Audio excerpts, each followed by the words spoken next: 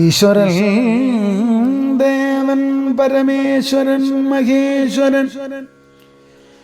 ഈശ്വരിയുടെ ചോദ്യം ഇങ്ങനെ കേട്ട നേരം മന്ദഹാസവും ചെയ്തു ചന്ദ്രശേഖരൻ പരൽ.